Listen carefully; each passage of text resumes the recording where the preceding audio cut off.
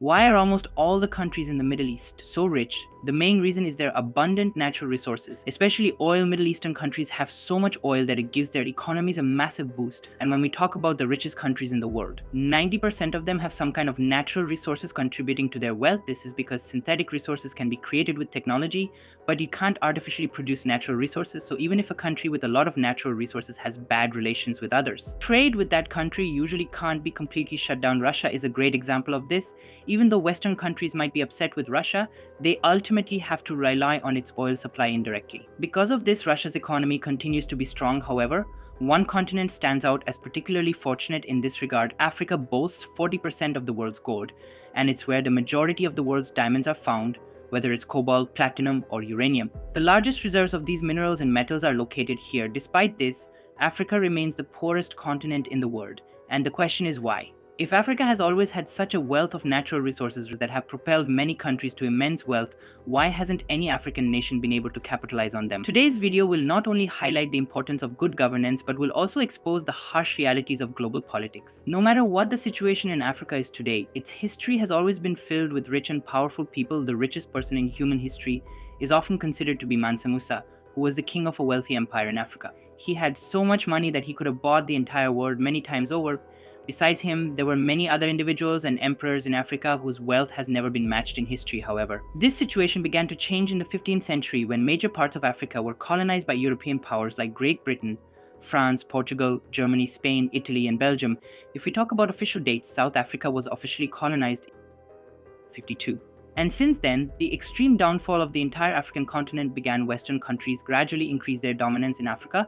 They started interfering with the culture there, and they oppressed the people so much that, in a way, all of Africa became a slave to Europe. And then what happened? Using Africans, the precious resources of Africa were looted. The goods obtained by forced labor from African workers in the mines were taken by Europeans to their countries, and they increased their wealth. Whereas in return for this wealth, Europe gave Africa neither infrastructure nor money. As a result, over time, all African kingdoms came to an end. And Africa became so impoverished each year that even today it remains unable to recover. The struggle for freedom began.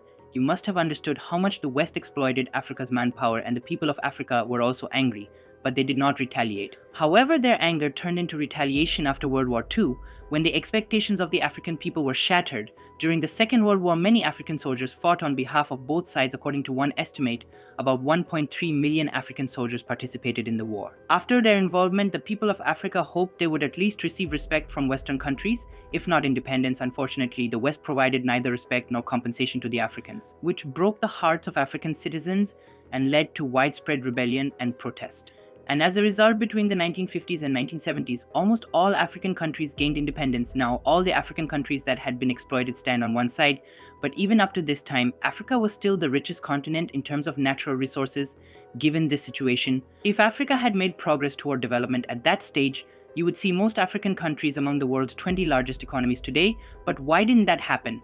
Well, the people responsible were not from outside Africa, but were Africans themselves. What went wrong in Africa? The condition of the entire continent is so dire. 90% of African countries suffer from political instability. Recently, a survey identified the world's most politically unstable countries, and the majority of them were in Africa. For example, Burkina Faso, the DR Congo, and Guinea-Bissau. There have been numerous military coups from independence to the present. Now, if someone has ruled with stability for many years, it does not necessarily mean that the ruler has any intention of development. For instance, Uganda, where President Yoweri Museveni has been in power since 1986. But in the past 37 years, he has not invested in infrastructure or technology. Instead, he has spent all his money on the military. And despite exploiting natural resources, there has been no productive income source from the revenue generated, which could have helped the people generate a decent income or at least sustain their daily lives. Because of this ignorance, no country in Africa has ever been able to build strong assets. This is why today, every country has a significant portion of its population living below the poverty line. The African administration is plagued with incompetence, according to some reports. Many regions of Africa receive foreign aid worth $10 billion every year. And not only that, between 2010 and 2021 alone, African countries were given more than $11 billion in grants. Similarly, every wealthy country has provided numerous grants to African administrations for development, but what happened in return? Instead of investing the money in public welfare and development, it was spent on military and other unnecessary violent expenditures. Despite having funds, they squandered their potential and the population remained poor. China is the largest single lender to African countries. With a debt of $73 billion owed by these countries, and the IMF has lent more than $110 billion to Africa. Today, Africa's debt is far beyond its production capacity and GDP, according to basic economic principles. A country burdened with such debt can never have a strong currency value in the international market. This leads to extreme inflation and worsening conditions every day. Conflict and civil wars are common in Africa. And this is the fourth reason for the current situation. Christians and Muslims in Africa fight each other daily. In addition, no African country takes strong measures against weapons. So terrorism remains at its peak. No one can predict when and whose safety might be at risk in Africa. You must have heard a lot about this in the news recently, which creates a very negative image of any country. Now let's consider if Amazon wants to set up an office in an African country. If there is no security for the lives of people in that country, why would Amazon choose to deploy its employees there? Every company is hesitant to set up its office in Africa because they fear that their office and employees might be harmed as a result. Large companies and corporate infrastructure cannot be established there, which not only limits international service trade but also significantly reduces the number of jobs available. Last but not least, health and education are continuously declining in Africa. If an international country doesn't provide support, its own people try to innovate. However, they can only gain the knowledge needed for these attempts if they're educated.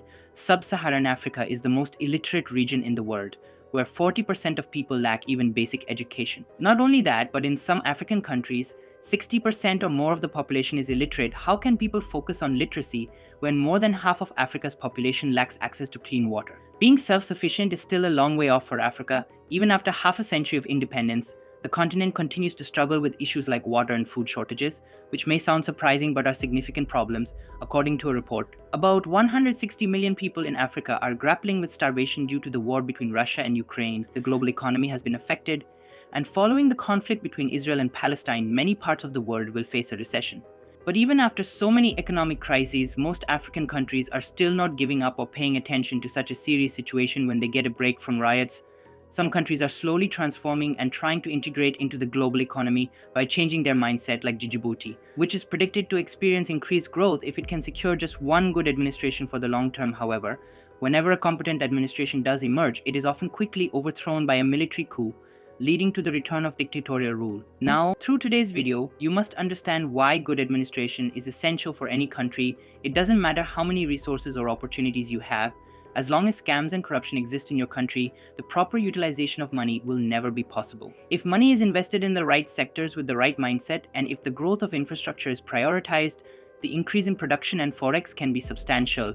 If you found this video helpful, give it a like if you enjoyed it. I'll see you in the next episode. Until then, goodbye.